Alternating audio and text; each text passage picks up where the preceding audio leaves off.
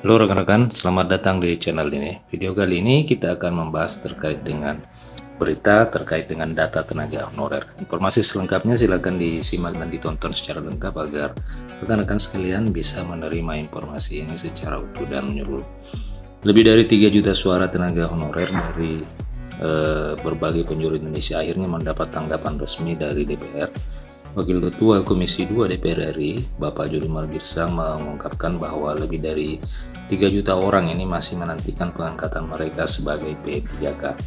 Para honorer ini harap-harap cemas telah mengirimkan laporan melalui link halojg.id, lapor dengan harapan besar untuk melihat masa depan yang lebih cerah.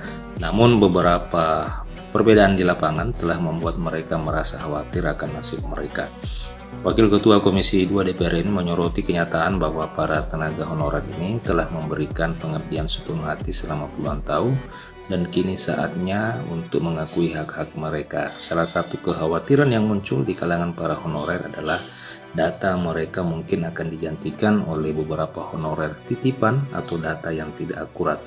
Namun Jody Margirsang juga memberikan dorongan dengan mendesak Kementerian Pendayagunaan Aparatur Negara (PKN) serta Komisi Aparatur Sipil Negara untuk melakukan seleksi yang cermat dan transparan terhadap data tenaga honorer ini. Data lebih dari 3 juta honorer ini harus menjadi prioritas dalam proses pengangkatan P3K. Pemerintah juga telah berkomitmen untuk melakukan audit menyeluruh terkait data honorer dan non-ASN dimaksud. Sementara itu rekan-rekan sekalian, BPKP atau Badan Pemeriksa Keuangan dan Pembangunan akan terlibat langsung dalam audit data ini yang diharapkan dapat selesai pada bulan Desember tahun 2024. Puluhan ribu tenaga honorer di seluruh negeri ini menaruh harapan besar pada langkah-langkah tegas ini. Mereka berharap agar masa depan yang mereka nantikan akan segera menjadi kenyataan, yakni bisa diangkat menjadi aparatur sipil negara, apakah itu pegawai negeri sipil maupun pegawai pemerintah dengan perjanjian kerja.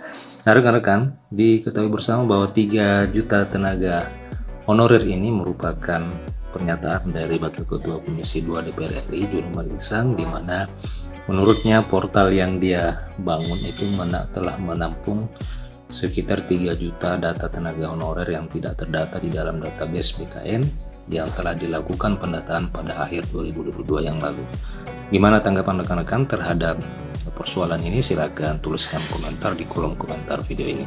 Terima kasih telah menyaksikan, sampai jumpa di video berikutnya.